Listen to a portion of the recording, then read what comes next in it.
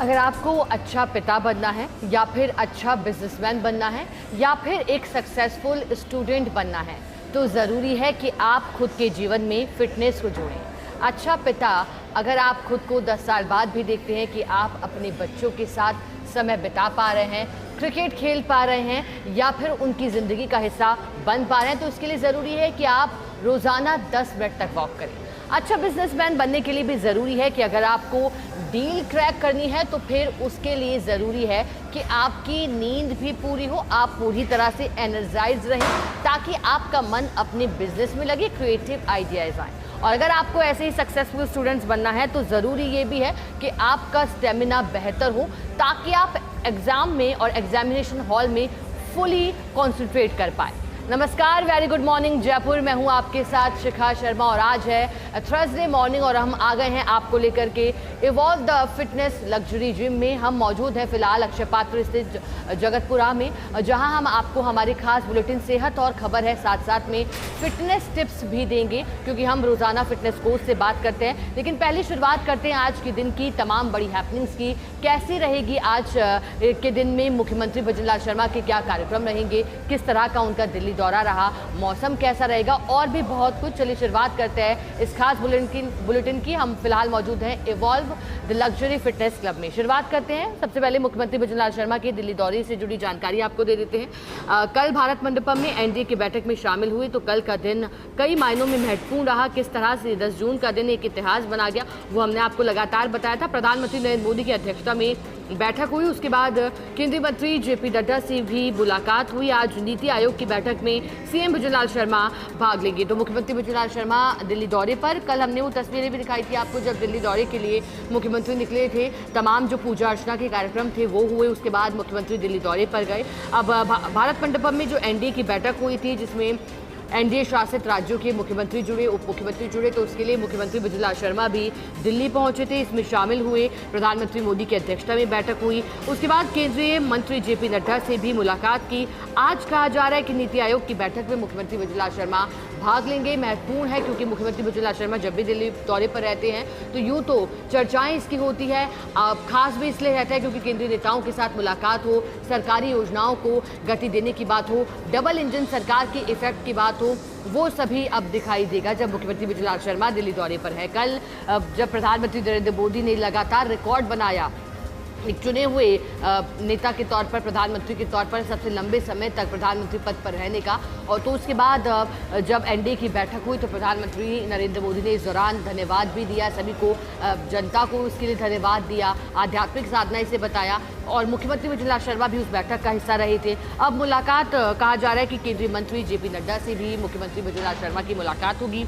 उसके बाद नीति आयोग की बैठक में सीएम भजनलाल शर्मा भाग लेंगे और आज का दिन भी कई मायनों में खास रहेगा। मुख्यमंत्री के दिल्ली दौरे से जुड़ा लगातार तस्वीरें आप फर्स्ट इंडिया न्यूज़ पर देख सकते हैं। चलिए आगे बढ़ते हैं। अगली खबर श्रीगंगानगर से है क्योंकि पुलिस ने हार्डकोर बदमाश का एनकाउंटर कर दिया है। देर रात बदमाश शकील अंसारी और पुलिस के बीच मुठभेड़, दोनों तरफ से कई राउंड फायरिंग हुई। फायरिंग में बदमाश के गोली लगी है। तो देर रात बदमाश शकील अंसारी और पुलिस के बीच मुठभेड़ चर्चाओं में आ गई क्योंकि बदमाश के श्रीगंगानगर आने के इनपुट पर एसपी हरिशंकर ने नाकाबंदी करवाई। बता दें कि सदर CI Subhash Dhillon, AGTF CI Ramvilas Bishnoi ने नाकाबंदी की थी। पंजाब निवासी शकील अंसारी को श्रीगंगानगर में फायरिंग करनी थी। बता दें कि पंजाब के लुधियाना, पंचकूला में फायरिंग कर चुका, दिल्ली में व्यापारी पर भी फायरिंग कर चुका है और हार्डकोर बदमाश है। विभिन्न थानों में आपराधिक मुकदमे इसके लिए दर्ज हैं और जब ये जानकारी मिली, इनपुट मिला कि ये मौजूद है तो फिर अब चर्चाएं मुठभेड़ की भी होने लगी क्योंकि फायरिंग में बदमाश की भी गोली लगी है। दिल्ली में व्यापारी पर फायरिंग कर चुका था बदमाश द्वारा। जयपुर में भी बड़ी संख्या में हथियार सप्लाई करने की खबर थी। घायल बदमाश के पास पिस्टल और कई राउंड बरामद किए गए। फायरिंग में बाल बाल बचे सदर थाने के कांस्टेबल कैलाश जाखड़, सदर थाने के मनफूल सलीम, राधेश्याम, रघुवीर रही टीम में शामिल। बता दें कि सदर थाने के मनफूल के अलावा पठानवाला रोड 17 ML के पास नाकाबंदी के दौरान यह एनकाउंटर हुआ। एएसपी दीपक शर्मा के सुपरविजन में कार्रवाई को अंजाम दिया गया। तो हार्डकोर बदमाश का एनकाउंटर किया गया। लंबे समय से इसकी तलाश भी थी। जब इनपुट मिला तो फिर तलाशी और तेज कर दी गई। नाकाबंदी का सहारा लिया गया। मुठभेड़ हुई क्योंकि बदमाश भागने का प्रयास भी कर रहा था। बदमाश ने फायरिंग भी की थी। जैसे इसमें जो कांस्टेबल है वो बाल बाल बचे हैं, लेकिन जयपुर में भी खबरें थी लगातार कि इसके द्वारा आपराधिक गतिविधियों में संलिप्तता बनी हुई थी और ऐसे में ये बड़ी कामयाबी हाथ लगी है। श्रीगंगानगर पुलिस ने जो हार्डकोर बदमाश का एनकाउंटर किया है, ये वाकई क्योंकि कानून व्यवस्था की दृष्टि से भी लगातार हथियार सप्लाई भी ये बदमाश कर रहा था। इसके इन्वॉल्वमेंट की बात लगातार आपराधिक घटनाओं में हो रही थी और ये बड़ा एक्शन हुआ है। चलिए आगे बढ़ते हैं। अगली खबर जो कि एक दर्दनाक सड़क हादसे से जुड़ी है। सड़क हादसे जो लगातार चिंता बढ़ा रहे हैं और सड़क हादसों में मरने वालों की संख्या भी जिस तरह से बड़ी है वो भी चिंताजनक है एनसीआरबी के आंकड़ों के मुताबिक। लेकिन बता दें आपको कि गलियाकोट से लौट रही क्रूजर ट्रेलर में पीछे से जा घुसी। भीषण टक्कर में क्रूजर के परखच्चे उड़ गए। चीख पुकार मच गई। हादसे में एक महिला सहित 2 लोगों की मौत की खबर है। प्रतापगढ़ निवासी सादिक बोहरा की मौके पर ही मौत हो गई। गंभीर घायल सायरा बोहरा ने अस्पताल में दम तोड़ दिया। 2 दिन पहले ही हुई थी सायरा बोहरा की सगाई। वाकई बेहद दुखद है क्योंकि 2 दिन पहले सगाई हुई थी। सोचेगा परिवार में एक तरफ खुशियाँ थी, एक तरफ लग रहा था कि परिवार में और खुशियाँ आएंगी, अब सब कुछ ठीक चल रहा था, लेकिन दर्दनाक सड़क हादसे ने परिवार की सभी खुशियाँ छीन ली। बता दें कि हादसे में 4 महिलाओं समेत 5 लोग घायल हुए हैं। गंभीर घायल जायरा बोहरा को उदयपुर रेफर किया गया। लांबा डाबरा गांव के पास सड़क पर खड़े ट्रेलर से क्रूजर टकरा गई। हादसे के बाद हाईवे पर लंबा जाम लगा। पुलिस ने मोर्चा संभाला। बोहरा समुदाय में शोक की लहर है। अस्पताल में बड़ी संख्या में लोगों की भीड़ जुटी रही क्योंकि क्रूजर ट्रेलर में पीछे से जा घुसी एक भीषण टक्कर में क्रूजर के परखच्चे उड़ गए। चीख पुकार। एक महिला सहित 2 की मौत हो गई और जिस 2 की मौत हुई सादिक बोहरा की, बता दें कि 2 दिन पहले ही सगाई भी हुई थी, इसलिए परिवार का रो रो कर बुरा हाल है। चलिए आगे बढ़ते हैं। अगली खबर जो कि अहम बैठक से जुड़ी है नर्मदा परियोजना को लेकर के। अब किस तरह से बैठक रहेगी, कौन कौन उपस्थित रहेगा, चलिए आइए जानते हैं पूरी खबर में। नर्मदा परियोजना की लागत हिस्सेदारी पर बैठक। सुबह 11 बजे केंद्रीय जल शक्ति मंत्रालय सचिव लेंगे बैठक। बैठक में राजस्थान, गुजरात, मध्य प्रदेश, महाराष्ट्र के अधिकारी मौजूद रहेंगे। बैठक में राजस्थान नर्मदा परियोजना से पानी बढ़ाने की मांग कर सकता है। राजस्थान से एसीएस जल संसाधन अभय कुमार बैठक में मौजूद रहेंगे। बता दें कि परियोजना में अधिकतम हिस्सा राशि जो है वो गुजरात ने वहन की थी। ऐसे में गुजरात को अन्य राज्यों से बकाया हिस्सा राशि प्राप्त करनी है। राजस्थान के हिस्से की बकाया राशि 574 करोड़ रुपए से अधिक की बताई जा रही है, जबकि मध्य प्रदेश की 5,516 करोड़ और महाराष्ट्र की बकाया राशि 1,883 करोड़ रुपए बताई जा रही है। तो नर्मदा परियोजना को लेकर के दिल्ली में अहम बैठक है। 11 बजे का इंतजार है जब जल शक्ति मंत्रालय सचिव इस बैठक को लेंगे। कहा जा रहा है कि इसमें राजस्थान हो, गुजरात हो, मध्य प्रदेश हो, इनके अधिकारी मौजूद रहेंगे। महत्वपूर्ण चर्चा इसमें होगी। नर्मदा परियोजना से पानी बढ़ाने की मांग इस बैठक में राजस्थान कर सकता है। साथ ही बता दें कि राजस्थान से एसीएस जो जल संसाधन अभय कुमार हैं वो बैठक में मौजूद रहेंगी। तो ये वाकई में काफ़ी महत्वपूर्ण बैठक है। राजस्थान के हिस्से की बकाया राशि इसमें 574 करोड़ से भी अधिक की बताई जा रही है। तो चलिए ये तो थी आज की दिन की तमाम बड़ी बैठकें जो होने जा रही है। अब हम आपको सीधा बताएंगे फर्स्ट इंडिया समूह के द्वारा प्रकाशित अखबार first India daily English newspaper में प्रकाशित खबर, और फिर उसके बाद हम बात करेंगे दैनिक हिंदी अखबार सच बेधड़क में प्रकाशित खबरों पर। चलिए शुरुआत करते हैं द अनस्टॉपेबल मोदी जगरनॉट। तो प्रधानमंत्री नरेंद्र मोदी की अजय लहर। PM Narendra Modi on Wednesday expressed gratitude after surpassing Jawaharlal Nehru's record to become India's longest serving elected prime minister. Addressing NDA leaders meeting, the PM described his tenure as a spiritual practice that was not solitary but a collective yajna. तो प्रधानमंत्री नरेंद्र मोदी ने जवाहरलाल नेहरू, देश के पूर्व प्रधानमंत्री का record तोड़ दिया।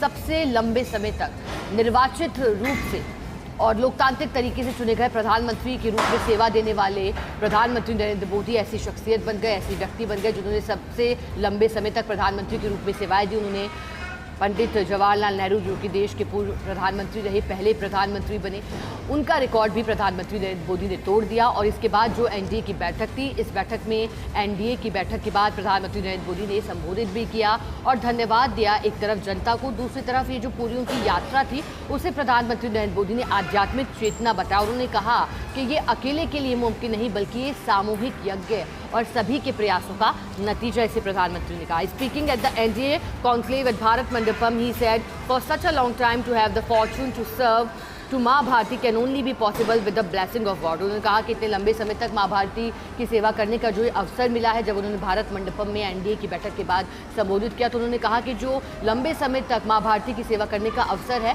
वो भगवान की ब्लेसिंग्स के चलते ही हो पाया है, आशीर्वाद ऊपर वाले का उन्होंने इसे बताया था। तो कुछ तस्वीरें भी जो खास रही, चर्चित रही, कल हमने लगातार ये तस्वीरें आप तक पहुंचाई भी, और वाकई प्रधानमंत्री नरेंद्र मोदी ने जो इतिहास बनाया है वो अब चर्चाओं में आ गया। इसकी चर्चा कल न सिर्फ देश में बल्कि दुनिया भर में हुई है। चलिए आगे बढ़ते हैं, अगली खबर की बात करते हैं।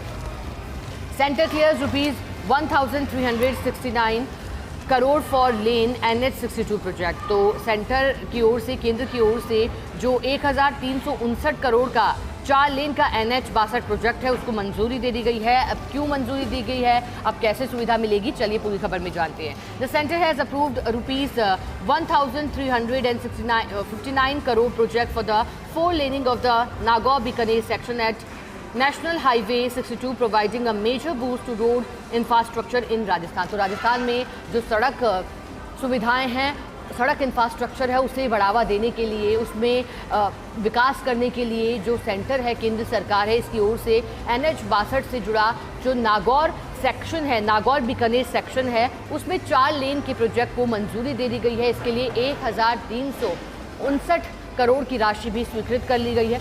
The project will be developed under the build operate transfer model and is expected to significantly improve connectivity. और कहा जा रहा है कि इस प्रोजेक्ट के चलते जो कनेक्टिविटी है वो बेहतर होगी। चलिए आगे बढ़ते हैं, अगली खबर जानते हैं। Urban service camps from June 12 to July 15। अब शहरी कैंप की चर्चा होगी, शहरी सेवा शिविरों की चर्चा होगी, जिसकी शुरुआत जून 12 से होगी और जुलाई 15 तक चलेंगे, लगभग 1 महीने से भी 3 दिन अधिक। The Rajasthan government has announced a major relief package aimed at resolving long-pending lease-related cases, boosting municipal revenues and simplifying the process of obtaining land ownership patterns in urban area. Under the initiative, urban service camps will be organized by urban local bodies across the state from June 12 to July 15. तो जो pending मामले हैं शहरी निकायों से जुड़े, उसे सुलझाने के लिए जो कैंप्स हैं वो लगाए जाएंगे। इसकी शुरुआत 12 जून से होगी, 15 जुलाई तक लगाए जाएंगे। जो कोशिश यही है कि शहरी निकायों में भूमि का मालिकाना हक लोगों को मिले और उनके जो भी लंबित मामले हैं वो सुलझे और ये आसान हो जाए। इसके लिए अब कैंप्स का आयोजन किया जाएगा और वाकई कैंप्स अब चर्चाओं में आ चुके हैं। चलिए आगे बढ़ते हैं, अगली खबर की बात करते हैं। अगली खबर क्या कहती है, चलिए आपको बताते हैं। बेहद खास है ये खबर और आप तक ये खबर पहुंचाते हैं कि किस तरह से अब कोशिशें हैं लगातार राजस्थान रिफाइनरी से जुड़ी भी CS की। तो Rajasthan refinery products to be use within state CS। Rajasthan chief secretary V Srinivas on Wednesday said that the state government will ensure that the maximum utilization of diesel, LPG, petrol and other products from the HPCL Rajasthan refinery within the state to create new opportunities for investment, employment and revenue generation। तो राजस्थान के जो chief secretary हैं V Srinivas, उन्होंने कहा कि कोशिश यही रहेगी कि जो गवर्नमेंट है वो मैक्सिमम यूटिलाइजेशन डीजल का, पेट्रोल का, LPG का और अदर प्रोडक्ट्स का HPCL राजस्थान रिफाइनरी करे अपने उत्पादों का, ताकि जो नई ऊर्जा है वो भी आए, नए अवसर है वो भी मिले, एम्प्लॉयमेंट के अवसर भी जनरेट हों और रेवेन्यू है, राजस्व है वो भी लगातार जनरेट हो। तो कोशिश यही है कि जो मैक्सिमम यूज़ है जो उत्पादों का वो किया जाए, ये कहा है CS V Srinivas से। चलिए आगे बढ़ते हैं, अब हम आपको बताते हैं दैनिक हिंदी अखबार सच बेधड़क पे प्रकाशित खबर क्या कहती है। सबसे पहले आपको बताया कि नई सोच, नया संकल्प, नया भारत, प्रधानमंत्री नरेंद्र मोदी। एनडीए कॉन्क्लेव में प्रधानमंत्री ने नेशन फर्स्ट, विकास, सुशासन और आत्मनिर्भर भारत का मंत्र दिया है। भारत के सबसे लंबे समय तक लगातार सेवा देने वाले निर्वाचित प्रधानमंत्री बनने के अवसर पर प्रधानमंत्री नरेंद्र मोदी ने बुधवार को कांग्रेस पर तीखा राजनीतिक हमला बोला। कहा कि पिछले 12 वर्षों में कांग्रेस की नीतिगत विफलताओं और विकास विरोधी सोच से मुक्ति मिल गई है। उन्होंने कहा कि भारत मंडपम में आयोजित राष्ट्रीय जनतांत्रिक गठबंधन अर्थात एनडीए कॉन्क्लेव में प्रधानमंत्री ने कहा कि जिस धीमी विकास दर को कभी हिंदू ग्रोथ रेट कहा गया था, वे वास्तव में कांग्रेस की नाकामियों का ही परिणाम थी। तो प्रधानमंत्री ने एक तरफ संबोधित किया, दूसरी तरफ कांग्रेस पर निशाना भी प्रधानमंत्री ने साधा। चलिए आगे बढ़ते हैं, अगली खबर। अमेरिका का हॉर्म्यूज के पास ऑयल टैंकर पर मिसाइल अटैक, 3 भारतीय लापता हो गए हैं जबकि 21 बचाए गए हैं। क्या है पूरी खबर, चली जानते हैं। ओमान के तट के पास भारतीय चालक दल वाले वाणिज्यिक पोत सेटे बेलो पर हुए हमले को लेकर भारत ने बुधवार को कड़ा विरोध दर्ज कराते हुए अमेरिकी दूतावास के प्रभारी अधिकारी जेसन मिक्स को तलब किया है। भारत ने स्पष्ट कह दिया है कि पश्चिम एशिया में वाणिज्यिक नौवहन और असैन्य बुनियादी ढांचे को निशाना बनाए जाने की जो घटनाएं हैं वो तुरंत बंद होनी चाहिए। विदेश मंत्रालय के अनुसार हमले के समय जहाज पर 24 भारतीय चालक दल सवार थे। 21 को सुरक्षित बचा लिया गया है, लेकिन जबकि 3 अभी भी लापता हैं। उनकी खोज के लिए तलाशी अभियान लगातार जारी है। चलिए आगे बढ़ते हैं, अगली खबर की बात करते हैं। HPCL खोलेगा 300 नए POL आउटलेट। रिफाइनरी में इसी माह शुरू होगा डीजल का उत्पादन। राजस्थान की बहुप्रतीक्षित HPCL राजस्थान रिफाइनरी से इसी माह डीजल का उत्पादन शुरू होने जा रहा है। सचिवालय में आयोजित उच्च स्तरीय बैठक में मुख्य सचिव वी श्रीनिवास ने कहा कि राजस्थान सरकार की 26% हिस्सेदारी वाली यह रिफाइनरी प्रदेश की सबसे महत्वपूर्ण औद्योगिक परियोजनाओं में से एक है। उन्होंने ये भी बताया कि शुरुआती चरण में डीजल और LPG का उत्पादन शुरू होगा तथा प्रतिवर्ष जो करीब 40 लाख मीट्रिक टन डीजल उत्पादन का लक्ष्य रखा गया है और 300 नए POL आउटलेट खोलने की बात इस बैठक में कही गई। उच्च स्तरीय बैठक थी। चलिए आगे बढ़ते हैं, अगली खबर की बात करते हैं। खो नागौरियन अग्निकांड बेहद दुखद ये हादसा रहा। सुबह DCP की सीमित कार्रवाई के बाद शाम को कमिश्नर की सख्ती दिखाई दी है। थाना प्रभारी समेत 9 पुलिसकर्मियों पर गाज गिरी है, निलंबित भी किए गए हैं। खो नागौरियन थाना क्षेत्र में अवैध पटाखा फैक्ट्री में हुई भीषण विस्फोट और आगजनी में 8 लोगों की मौत के बाद जयपुर पुलिस की कार्यप्रणाली कटघरे में आ गई। मंगलवार को हुए हादसे के बाद बुधवार को पहले पुलिस ने केवल 2 कर्मियों पर कार्रवाई कर मामले को सीमित रखने की कोशिश की थी, लेकिन शाम होते होते पुलिस कमिश्नर सचिन मित्तल ने सख्त रुख से पूरे थाने की जवाबदेही तय कर दी।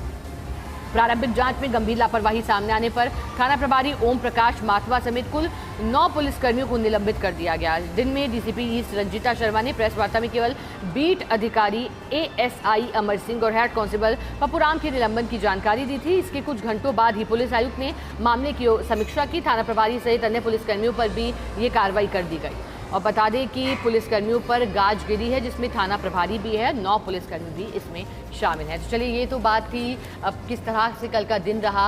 अब आज कौन कौन सी महत्वपूर्ण बैठक होने जा रही है, लेकिन अब हम बिना समय गवाए बात करेंगे फिटनेस को लेकर। हमारे साथ मौजूद हैं शैलेंद्र सिंह चौहान, डाइटिशियन हैं ये। चलिए शुरुआत करते हैं बातचीत की। शैलेंद्र जी एक बार फिर स्वागत करती हूँ फर्स्ट इंडिया के साथ जुड़ने के लिए आपका। शैलेंद्र जी, डाइट को लेकर के लगातार लोगों के मन में सवाल रहता है। आप कुछ घर में ही पाए जाने वाली कुछ ऐसी भोजन सामग्रियों के बारे में बताएं, ऐसी डाइट बताएं जो लोगों के लिए आसान भी हो फिटनेस जर्नी की शुरुआत के लिए।